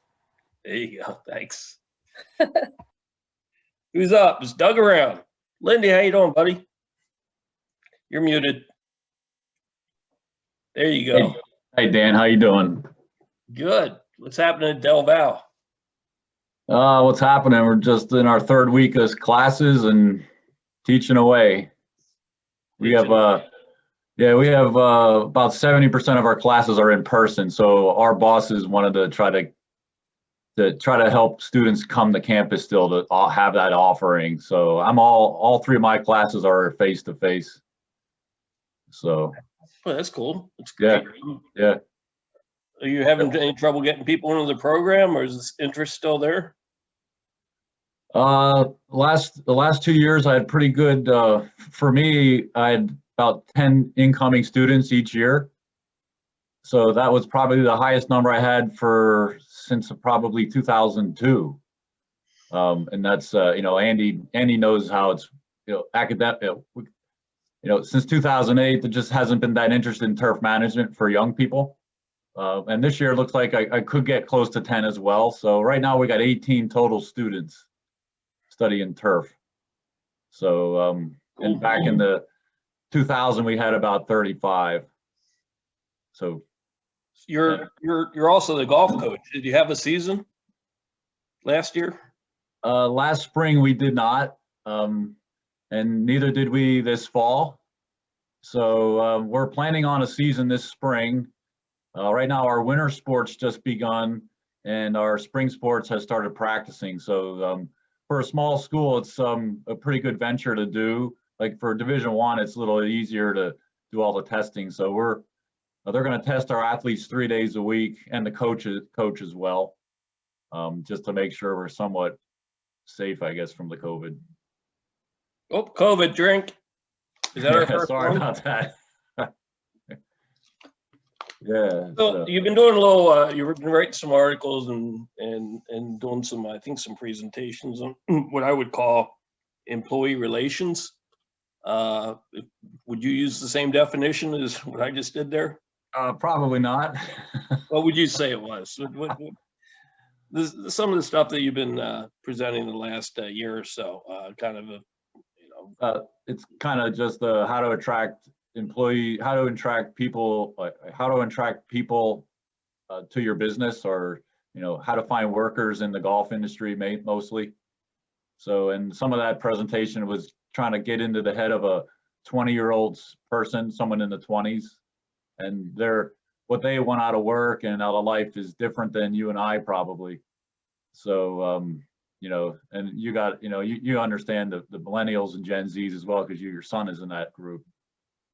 So, and amazingly, the pandemic has helped the turf and should help the turf industry a lot. It really helped golf go through a boom, and a lot of young people, millennials and Gen Zs, are playing golf. So hopefully that'll trickle down to all of us, even in sports turf.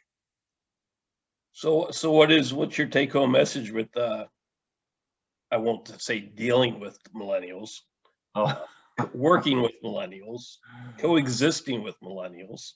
How about that? well, just kind of understand their background and what motivates them. It's not their fault. It's just how they grew up. An example is, on their phones a lot, right? So don't be offended if that's the case, and kind of adapt to that. And the other thing is their time off. And this is when I was going through turf school and working up there at Penn State, you just did whatever you needed to do hours wise. You sacrificed to get ahead in the golf industry, because in 2 or 3 years you could have your own your own golf course, or in sports turf advance quicker. Now it's slower, and this generation, the Gen Zs, they're not so into giving over their life for their career, and which is, it's hard to stomach because we had to do that, but it's just different. So just being aware of that, so you don't turn a young person off totally. Would it help if I embrace the social media outlets, the Twitters and the Instagrams and the Facebooks? Do I need to go there? That's a good question.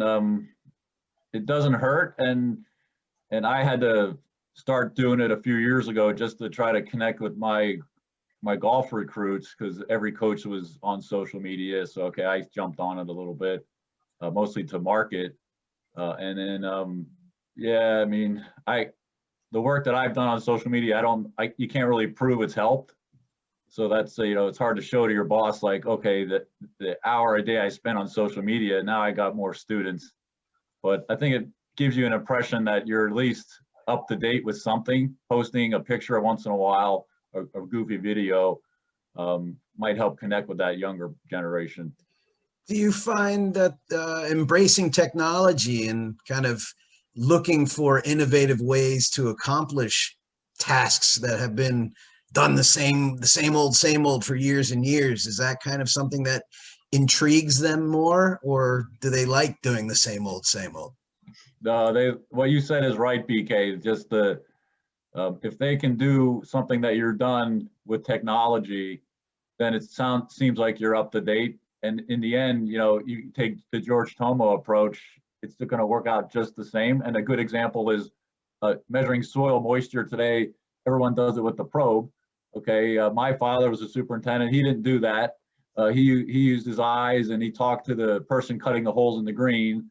And probably George did as well, reading the grass, that kind of old thing. But the young people today, they don't like to read the instructions, right? So they just you get something. I got a speaker to put in the classroom. It's a speaker and a camera, and I open up the box. There's no instructions. It's just some diagrams. And I thought, wow, this is a Gen Z thing. How am I going to do this? Well, I'll just plug it in and figure it out. So that's kind of how they do it. So if you're at a workplace and you buy a moisture probe, maybe just give it to one of your younger people and say, hey, go figure that out. So it's kind of like a good little game for them. But it's often how they like to learn, by doing instead of reading the instructions. So, yeah, I spoke fondly of Dr. Wanington earlier, and I do remember one of the things, one of the take-home messages, and this is 35, 40 years ago, long before the internet, was, you don't need to know all the answers. You just need to know where to go to find them. Right. And I don't think he was talking about Google at the time. Right. But I mean, that's kind of where we're at. And, if you Google something, can you believe it or not? Is that type of thing. So am I being wrong at times when I just tell the crew to leave the phones in the office when we're out in the field working? Or should I be embracing that and then encouraging them to bring the phones with them, and we should all have our phone, and we should all be texting each other, and we should all be looking things up. It's like, it frustrates me as a boss when I'm trying to say something and I can't get their attention because they're focused somewhere else. Correct. Yeah, I get it. And I use my example, Jim Roney at Saucon Valley, and that's a big country club. And he used to prohibit phones until it became the best way to communicate with them. So they're out on a whole, hey, I need to change your assignment. You know, now a sports field might be a little bit different if you got one field like yours, Dan, but if you got a complex, it might be the easiest way to communicate with them instead of having a radio. Like no one uses a radio anymore. So all of a sudden you open that up, like, okay, how often are you on social media while you're working? You know, your generation, we're in the same generation, that bothers us. The young person, they think they can get it all done all at one time. They can be mowing grass and look at their social media sites. So, Right. I don't know. I think you got to kind of adapt the best that you can, but also be, things that'll cause a safety issue or them being lazy. You got to kind of point that out to them. Right. BK, can you read what Nicole just wrote there? I missed it in the chat. Yeah, it's a very good question. It's just kind of asking about perspective and kind of thinking, why does golf get heavier looks and when it comes to the turf industry, and why not other sports turf, and what needs to be done to encourage sports turf as opposed to going to the green side of things? Nicole, just to clarify, does that, are you asking why students go to golf instead of sports turf? Is that the question? Correct. Like, what are we lacking in the sports turf industry to start encouraging students to look into sports more than golf right now, even though it's all the same umbrella? I'll let Doug give his take, but to me, a couple of things have changed. One, whenever I first started teaching at Penn State, we were lucky if we had one sports turf student a year. Sometimes we had none, sometimes 3. We're nearly at 50% now. When I ask sophomores and juniors what their interests are, it might not be quite 50%, and it fluctuates each year, but it's approaching 50%. So I think things are changing, but I think the reason for that is why they got interested in turf, right? So they're a golfer, they like golf, they like hanging around a golf course, they like being outside, they realize turf is an industry. And I don't think we're drawing as many from high school sports that don't see the sports turf manager as a career. So I think that's my immediate take. I mean, it used to be that 85%, and it's not quite this way anymore, but I tell the story that it's about 85% of our students on their freshman interview, I would say, why do you want to major in turfgrass? Well, I got a job across the street at the golf course whenever I was in high school, and I really liked it. And then I decided that I could make a career out of it. And so that's why they got into it. And that's why they want to hang around the golf course. But Doug may have another take. No, Andy, you're right, Andy. And I see the students that I usually get right out of high school. That's my main customer, I guess. So they're 18 and they have some kind of a sports turf experience. And it could just be they play football or they play baseball, and they find out about turf management somehow, and it's a good way to be around that sport if you're not a pro athlete. So if you like to work outdoors and be around sports, including golf, turf is a great way to do it. One thing in the last few years, just maybe me, I have maybe about 20% of the students that I have are in sports turf, or they're getting a sports turf experience. And the last few years, they all switched over to golf, mainly because of the money. And I encourage them to try to get a golf experience while they're at Del Valle one of the summers, just to see what that side is. And golf is always ahead of sports turf and money, but it really jumped ahead the last few years with salary and even internships. If you go on the TurfNet, you can see what sports turf internships compete with the golf world. And you're talking golf at $15-16 an hour with free housing. And sports turf is nowhere close to that, and rarely ever a free housing. So that's a tough nut to crack. But but at least we have them in the industry, and they may end up circle around, come back to sports turf. That the perception of the language of being sports turf is obviously synonymous, that they think that it's artificial grass, and that's part of the dilemma. No. That sports turf is not the language that should be used as much as that it should be sports grass. I mean, I know that's a big issue with STMA right now, but I don't see that as a negative. I don't see that as the perception. I'm going to swing back around, though, to what Doug said. And I'll tell you, internships, we lose some sports turf students because of the internship opportunities. And it's this housing issue, right? You got to remember, these guys are 19 and 20 years old. And I'm asking them to, move to LA to get a job at SoFi Stadium, synthetic, but of course the practice fields have natural grass too. And I mean, that's a big jump. That's really a stretch. And then you tell them, well, they don't really have housing, and maybe you can sleep on some guy's couch until you can find something, right? That becomes a big negative where, Baltusrol outside of New York City is like, look, we have dorms for you with Wi-Fi. You get 2 meals a day. You don't have to think about transportation. You don't need a car because you're on site. And so, show up, and we're gonna have barbecues at night with all the other interns. And that's a draw. I mean, plus the money, I think is real, Doug, but I think that if you can provide housing, I think it makes a pretty big difference. But then, of course, they all have stars in their eyes too, and they all want to go to a professional baseball or football team because they see them on TV. But I don't know. That's what I thought. Yeah. So do I. I don't know. Doug actually alluded to the fact that I'm in baseball now because I'm a wannabe, but that's all right. Well, if you love the sport, and to be around the pro athletes, at first it's exciting, and eventually that wears off, but you find out that they're just normal people and you're working on a team. And Tony Leonard always told me that, like, they're all working at the team, the front office and the players and him, they're all on the same team. And it's true. Yeah. I mean, that's the goal, at least. We're all in this together. We're all trying to, do everything we can to the best of our ability. And we respect the athletes that respect that. So when I'm sure Tony's the same way. But Doug, thanks for your time. Sure. Thank you. Andy, thanks for jumping in there. We're gonna just move on here so we can get done at noon because I'm hungry. But next up, Rob Guthrie. Is Rob in the house? Yep, I'm here.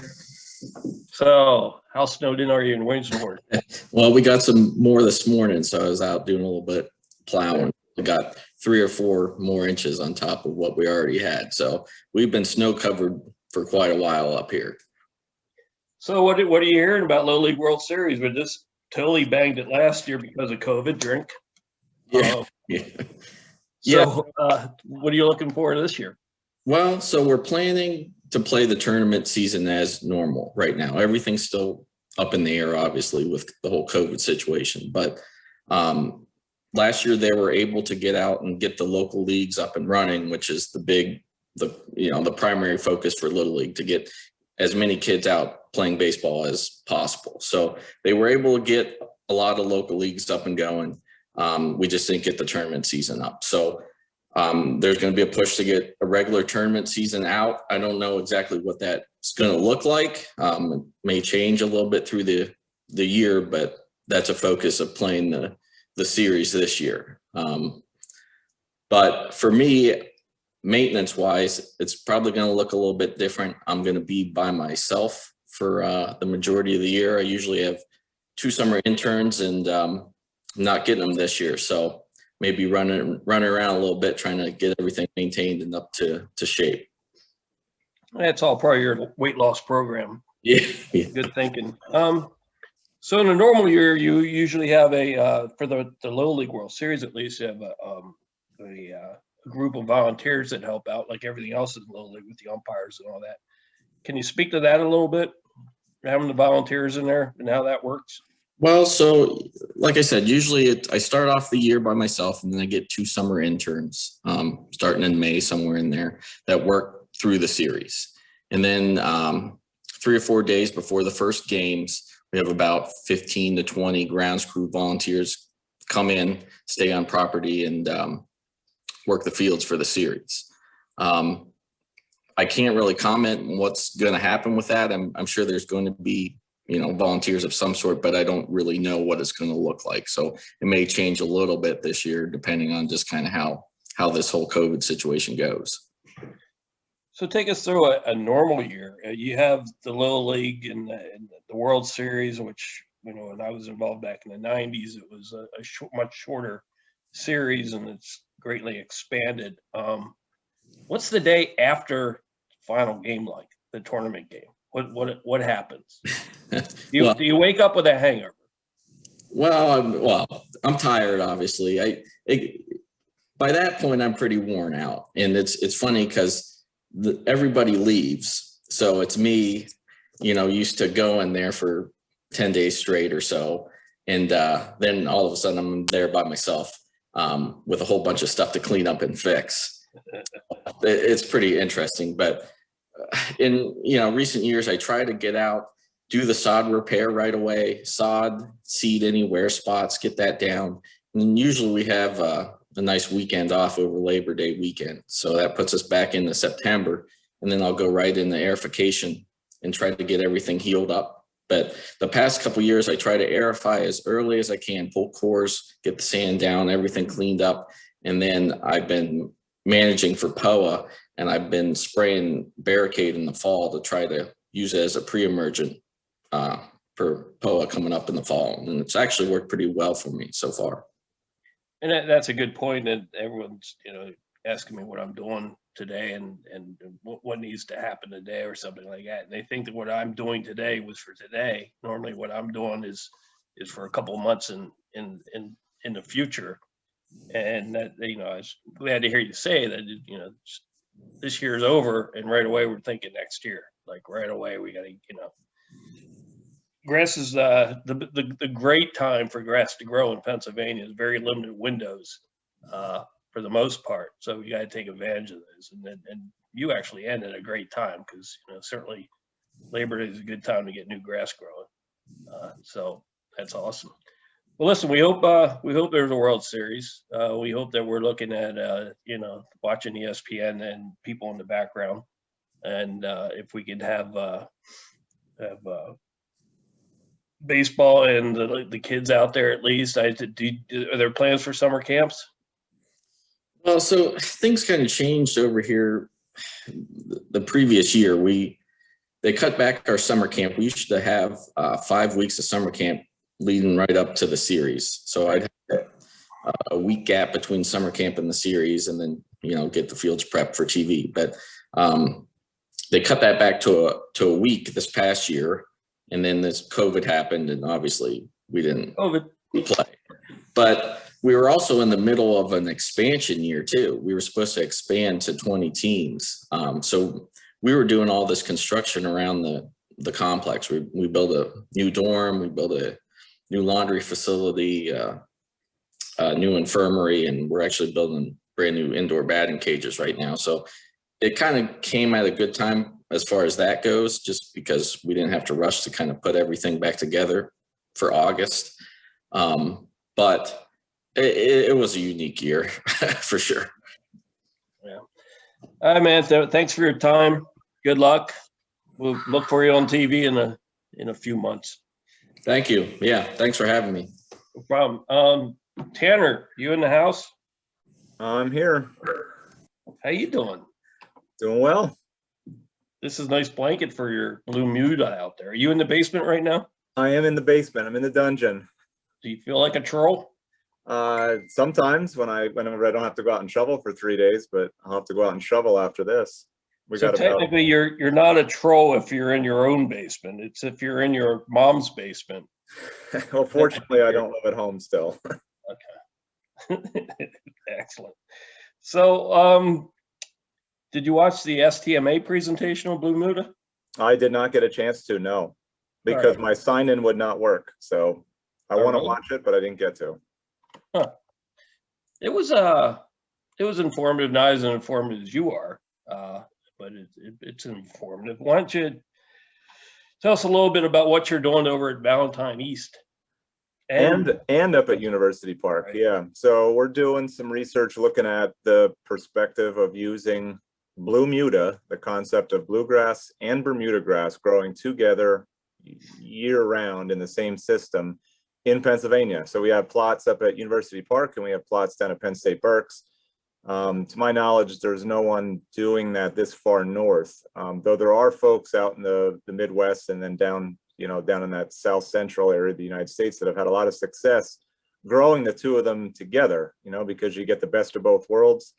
My personal feeling is this is not, the research that we're doing is looking at how to establish blue muta in Pennsylvania, and we'll say Jersey, this area, the transition zone, northern transition zone or northeast, and then how to maintain it. And uniformity is an issue. If you would have asked folks about having Bermuda grass as a desirable turf 5 years ago, even in Pennsylvania, outside of that Philadelphia corridor, I-95 corridor, it really wouldn't even be considered an option. But now with the advent of these newer, Bermuda grasses like Northbridge and Latitude have been around for a few years, and now Toma 31 being released by Oklahoma State a couple of years ago, the cold tolerance is really, really well. So the idea that we can have Bermuda grass here year round that doesn't winter kill or not a lot of winter kill is increasingly becoming a question for folks. And after speaking with other individuals, spoke with Evan Fowler actually out, Jeff's son out in Colorado, and he definitely, he has experience growing Toma and growing these cool season grasses for a few years, these Bermuda grasses in cool climates. And he thinks it's definitely going to be an option. And looking at the way it grew at Berks and up at University Park, I mean, it looked great in the middle of summer. Now, how's it going to look coming out of the spring? We'll see. But we haven't had this super cold winter. I mean, we've had a few cold nights, but we haven't been in the single digits really at all. But I have some work looking at sprigging. We sprigged Bermuda grass into existing bluegrass. That was a thought that we wanted to try here because we already have bluegrass fields here. And then we also are looking at the other way of what they do down south is starting with Bermuda grass and then seeding into it. The downside of these like Toma 31 is it's a sprigged variety, so you can't seed it. The problem that we have seen is now, like right now, if there was no snow on the ground, you look at it, it looks like Nimblewill. Even in those plots, it looks like almost dollar spot. The blue muta plots. I mean, it just, the Bermuda is obviously dormant and it sticks out like a sore thumb. So from a uniformity standpoint, at this time of the year, it doesn't look great. But what I was getting to is I think an area where this type of use for blue muta, I think, are some of these fields that get really abused in the summer and early fall. There might be some promise to it. And looking at some plots where we did the seeding of HGT bluegrass into Bermuda grass, they actually look pretty good. They actually look kind of green right now. So there's a lot more bluegrass in there. So we're also doing work with some covers, looking at, if the covers are going to improve, any winter kill that may occur. So it's definitely interesting. Do you think, and I don't know Bermuda at all, do you think this snow is an insulator like it would be anything else, or is it just death to Bermuda? Yeah, so there's that concept that I mean, I'm not an expert with Bermuda grass either, and this is the first winter that we'll be going through it, but I think it does have a somewhat insulative property to it. And it seems like in talking with folks that have dealt with it, it's more like the extreme cold or extreme cold and wind. You get that desiccation that may occur. I don't think it's the snow cover that really causes the damage to Bermuda. I think it's the extended cold periods. But evidently these new, like Toma 31, I mean, they say that it's pretty darn good at surviving even super cold winters. Somebody, and I've been thinking this for a while, and I was actually going to try and look it up, and I never got around to it. But I don't know if it was Steve or somebody early in the call said the transition zone is moving. Is there any proof to that? Have you ever looked into that? I mean, is there a chance that as time goes on here and global warming or whatever you want to call it kicks in, that Bermuda might be a better option for us? 100%. I mean, I think that the idea of a transition zone, you know, I've never been told where there's a hard dividing line. You know, I would consider Southern PA the transition zone, and transition zone is some of the toughest area to grow grass. And for people that don't really understand Bermuda grass, not that I'm an expert by any means, but the benefit of having it is the lack of water that you need to provide after it's established. I mean, in an area that you don't have, you know, irrigation, I mean, and the way that it grows in the summertime, I mean, it's like hard as nails and it just grows like crazy. The hotter and, I won't say the drier, but the hotter and sunnier, the more sun that you get, it really rocks and rolls, and it definitely outperforms, you know, some of our bluegrasses. Yeah, from what I understand, these two guys, one named Mason and one named Dixon, drew this line. And therefore, because of this line, grasses grow differently. People talk funnier if you're below that line. So well, it's bizarre yeah, how they knew where to draw that line. it does. Some people do like to say that is the line. But even if we go back 10 years from now, I mean, I've been in the industry for a while, but not as long as some folks. I'll bet 10 or 15 years ago, Bermuda grasses, even in the Washington, D.C. corridor, weren't really a thing or weren't really considered that much. And that line, I think, is increasing. I mean, I'd be willing to bet 10 years from now, Bermuda grass fields will be a common occurrence in central Pennsylvania. I know I was in Northern Virginia 35 years ago, and that was, I was in the northern part of the line in Fairfax, Virginia. That was like, it's iffy. You know, I was trying to grow bluegrass, and we brought some Bermuda in, and then I know Turner with the Nationals is still in a bluegrass field. You know, Nicole's bluegrass in Baltimore, so it's certainly interesting. Well, we know that it can survive up here. You know, Tom Sorensis and Andy have had plots up at the university for a while, and you know, there are times where they get some winter kill. But with this, you know, with Toma 31 is, you know, regarded now as our most cold tolerant variety that can grow further north. I mean, it's a hybrid variety, so it's not seeded. But even out of this research, if it's not, I mean, we're focusing on Bermuda, but we're also, or Blue Muta, but we're also looking to see and gather data on this. Can we grow Bermuda here? So maybe we don't decide that Blue Muta is the best, you know, is a great option for a bunch of things, but maybe some niche uses, but also just Bermuda grass. Maybe the traditional going with Bermuda grass on some fields and then overseeding with ryegrass and spraying it out throughout the year, that might be another viable option. But we got to start somewhere. And I definitely think that line is going up and up. And a lot of that is driven by research. I think these varieties that are being released are really what's allowing that to occur. You know, we still get cold winters. Right. Well, what's your research going to focus on this year? This year, it's kind of a continuation of last year. We're going to expand a little bit more, looking at some of the seeded, looking at more plots of doing seedings, whether it be spring and or fall seedings of bluegrass into existing Bermuda grass. Might look at some ryegrass as well. I don't know if Andy wanted to say something there. It looked like, I don't know if he wanted to. Anna, Steve, I don't know if you've run any wear tolerance yet on the spring on it, but that would be my concern, is that when it's coming on the dormancy in the spring, you start putting wear on them, is it going to stand up to the wear when it's still in a dormant state early spring? And have you found what the soil temperatures daytime, nighttime need to be for that Toma to come out of dormancy? Yeah, so that's a great question. We have thermocouples out there now looking at that. So we're going to track all that and see. We've done, Pete has been doing some we've been doing some wear trials up at the university with a Brinkman in the fall on all these plots. So we are doing wear. We'll probably do some spring wear as well, but we didn't do any of the implementation of any of these trials until the beginning of June last year. So we have no spring data yet until this coming spring. Good questions. I think it does definitely have a place. I have a school, for example, that the groundskeeper has obviously zoysia in his house, and he loves how it does. And he has a one practice field that he's this spring looking at getting some zenith zoysia and seeding it onto a practice field to see how it does. Yeah, I think it can definitely do well. I think the issue that people are going to have is if you're going to use this on a multi-field complex, you better have a dedicated mower if you want it to stay there, because it's going to get out. That's one of the issues that I think people have. I mean, look at common Bermuda grass. It's a prevalent weed that we deal with all over. I mean, even up into the Scranton-Wilkes-Barre area. but obviously it doesn't look good for turf. Andy, I know you wanted to say something.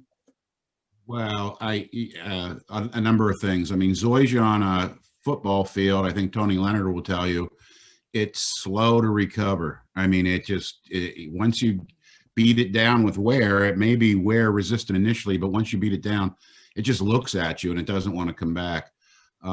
You said that, Bermuda has survived for a lot of years at Penn State. If Tom Sorensis is on here, he can tell you, we seeded Riviera and didn't cover it, didn't do anything. And it's a pretty exposed area there at Valentine. And for 7 years, it didn't have a bit of winter kill. And then for 2 consecutive years in a row, it was 100% winter kill. I mean, there wasn't a sprig left. And you're the first one to plant Toma up there. I mean, we've since had Patriot and Latitude and Northbridge. And, we cover them now because we don't want to lose the plots. But we'll see what happens. I mean, I think you're still going to get some years up here in central Pennsylvania where you're going to get a total kill, but maybe it's every 10 years or 15 years. But I think people need to be prepared for that. Otherwise, summertime, worm season grasses are great on the sports field, but a lot of our high schools don't play in the wintertime. Tom and I argue about this. He says it's earlier, but I say as far as spring green up, I mean, they're not really cranking until Memorial Day, right? And so you're going through almost all of May before it really wakes up and gets going in zone 5, which is where we are. Obviously in Philadelphia, which is zone 7, and the suburbs of Philadelphia, zone 6, is going to wake up a little earlier. Tom will argue with the Memorial Day number, but I think it's almost that long. So you got to realize in the springtime, while high school is going on, it's still coming out of dormancy. Yeah, so and that's that thought about, incorporating, bluegrass and/or ryegrass into it. There is that as the option. I mean, all of these, we're at the infancy kind of starting point of what we can do here. I mean, obviously you could put Bermuda down in a grow in the summer, like you said, but for a lot of our fields where we need to use them, the season is either spring or the fall. But there are certain fields, I think, or maybe, the other place where people use these are actually on golf course fairways down south, or even on like range tees. There are situations where it might be a fit. I got one down in central PA or down in southeast PA where someone really wants to go in with Bermuda, and I said, maybe you want to start with Bermuda and a dedicated mower, but it's a band field. It's a field that's out there that gets totally destroyed in July and August. I mean, literally, you can't even see like the hash marks and the lines where they're marching.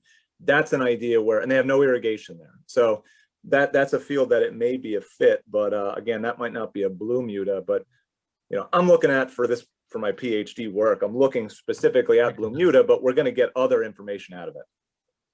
It's a much needed study. It's a great study. And I don't mean to sound too negative. I think I was reacting. I kind of thought you were sounding real positive, and I just wanted to sort of put the brakes on that a little bit. No, I think it's fantastic that you're doing it. I think there's a lot to learn. I will say, Tony transitions through sod from Bermuda to bluegrass. And at one point we were having a discussion, and I think, Tony, you sort of alluded to the fact that you were the first to do that. And I found some stuff from Charlie Hallowell and Bert Musser had put Bermuda grass into, I think it was Franklin Field or one of the stadiums down there in like the 1930s. So as Jack Harper always told me, these things go in cycles, but we'll see. I think it's a great project. I think these new Bermudas are amazing in their winter tolerance. So kudos to you for getting this going and doing it in 2 separate locations. And I think it's a cool study. Oh, thank you. Yeah, we have Toma over at the stadium. We did overwinter, or that's our plan, is to overwinter that. And then over at NovaCare, we have Northbridge over there now that we do not overseed. The team is okay with it being dormant during the fall and winter. It does really go dormant until mid-November. So, but it seems to overwinter pretty well, and then starts to green back up for us around May. Cool. Tanner, thanks for the research. Thanks for joining us, and we look forward to some updates here, probably a presentation at a future KAFMO event. For sure. Thanks for having me. Thanks for all the participants, and thanks to all the creepers that hung out for the 2 hours. BK, any final thoughts? No, I think this was a lot of fun, and I think you beat the over/under. Oh yeah, I was pretty good today, wasn't I? So yeah, we should try this again and focus on the western side of the state. Pull some people from over there. What do you think? Yeah, I think we can certainly do another one. We'll try to do something on the west, and then talk to some of them there, Steelers and Pirates, and some of my peers on the western side of the state, and we'll talk about putting that together. We'll throw something out and advertise it the same way. Let's just not do too many of these. Let's just grow out of this and meet in person again. I'd rather do that. I'm all for getting back into person again myself. And for any folks out there, please reach out to me. As I said, I am looking to doing video case studies. And so I'm looking to get out on the road and starting to meet with people. My email you can find on our website. And I'm based here in State College, so I will be picking on some of you guys over there at PSU as well to come and pick your brains some more.